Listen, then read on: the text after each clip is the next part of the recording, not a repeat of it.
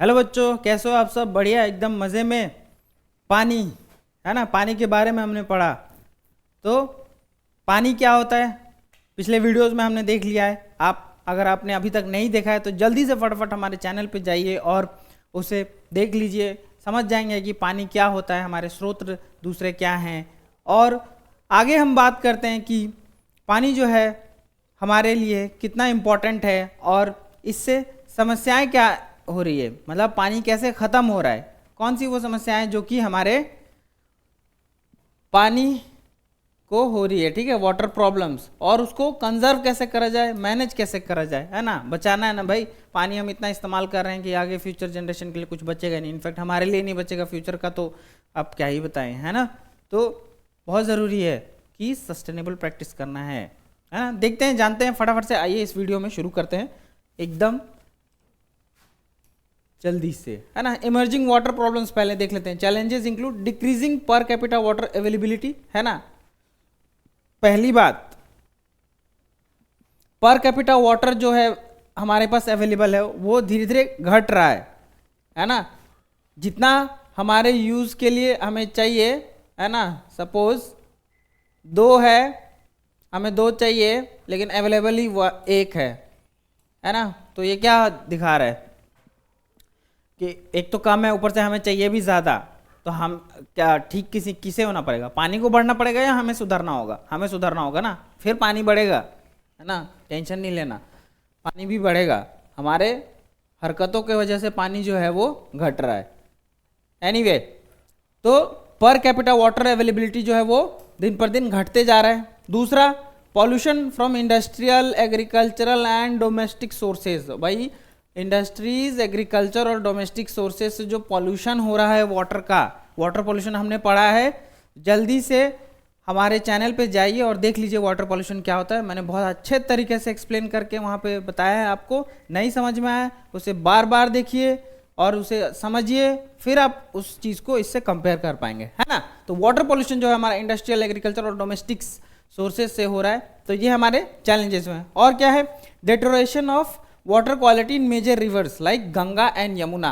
गंगा यमुना जो हमारी major river है ना, नॉर्थ इंडिया में, वहाँ पे हम क्या देख रहे हैं? अब भाई देखते हो ना, वो दिल्ली के पास हमारे यमुना नदी है, काला काला पानी पूरा एकदम हो गया है। तो वो क्या, कितना पॉल्यूशन है उसमें, कितना पॉल्यूटेड है। आप उसमें झाग बन रहे हैं, इंडस्ट्रियल वेस्ट आ रहा है, ये सब देख के कितना खराब लगता है ना। बीमारियां, 1000 प्रकार की बीमारियां आपको होगी उसमें। जो जीव जंतु रह रहे हैं वो हो रही है, उससे रिलेटेड जो लोग हैं, आसपास जानवर हो गए, सबको उससे प्रॉब्लम होगा। इनफैक्ट वहाँ की ज़मीन जो है, सॉइल पॉल्यूट हो जाएगी। तो क्या है, डिटोरेशन ऑफ वाटर क्वालिटी हमारे मेजर रिवर्स में देखा जा रहा है। तो ये बहुत ही बड़ी समस्या है, पानी की समस्या, ठीक है। अब क्या हो रहा है, उस डिटोरेशन के वजह से micro organisms, chemical and industrial waste, ये जो है ऐड ऑन कर रही है उस जो पानी की जो क्वालिटी घट रही है, खराब हो रही है, वो किन के वजह से? इन वाटर बॉडीज में ये सारे केमिकल्स, इंडस्ट्रियल वेस्ट के ऐड ऑन होने से ये सारा कुछ हो रहा है ना। सिग्निफिकेंट कंटामिनेशन इश्यूज हो रहे हैं अपने गंगा एंड यमुना में। अगर मेजर रिवर्स की हम एक बात कर रहे हैं तो ऑल्दो और भी जितने रिवर्स है जो सिटीज़ के आसपास है, उसमें भी हमें सिमिलर टाइप के चैलेंजेस देखने को मिलते हैं, है ना। Major cities impacting river health, अब देख लो आ गई बात। दिल्ली, कानपुर, वाराणसी, लखनऊ, है ना। ये क्या है, देख लो, लखनऊ के पास नदी है, बनारस के पास है ना, वाराणसी, कानपुर के पास है, दिल्ली के पास है। जनरली जितने भी मेजर सिटीज़ हैं उनके पास एक नदी होती है। आप ये एक छोटा सा थोड़ा रिसर्च है, आप ढूंढना देखना बच्चे, है ना, कहीं भी।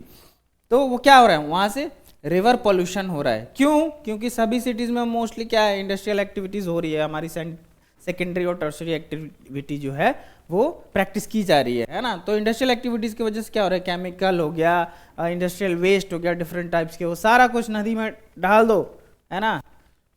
तो उसके वजह से हमारे रिवर हेल्थ इम्पैक्ट हो रहा है ना।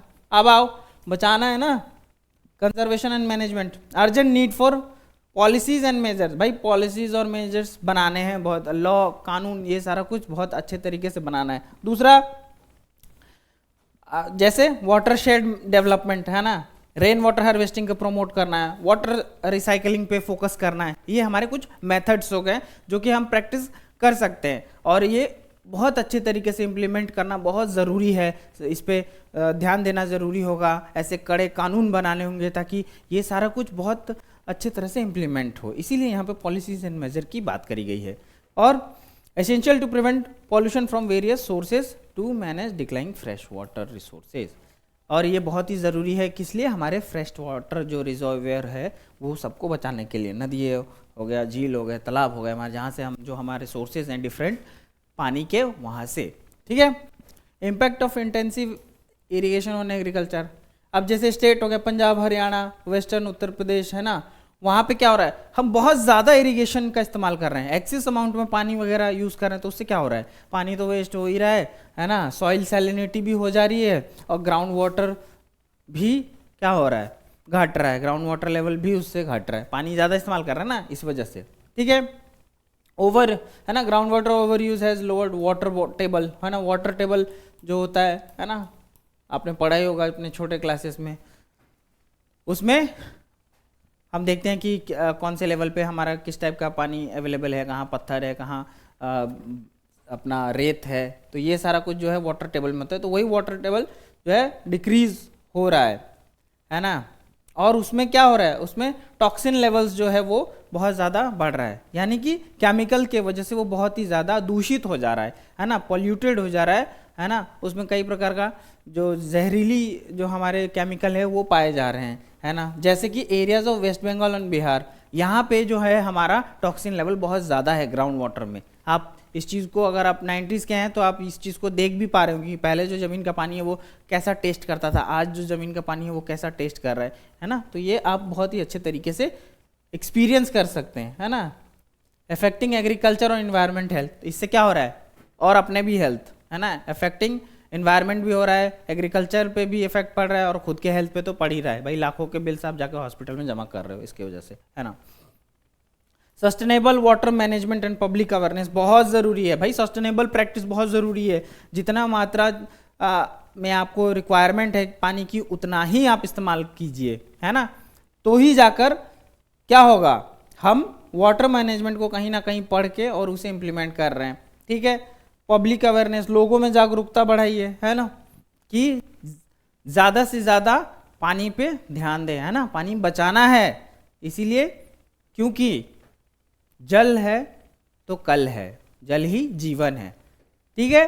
तो मिलते हैं नए वीडियो में, आज के लिए इस वीडियो में इतना ही, और बने रहिए हमारे साथ, जुड़े रहिए, हमारे चैनल को लाइक शेयर सब्सक्राइब कीजिए। Thank you students.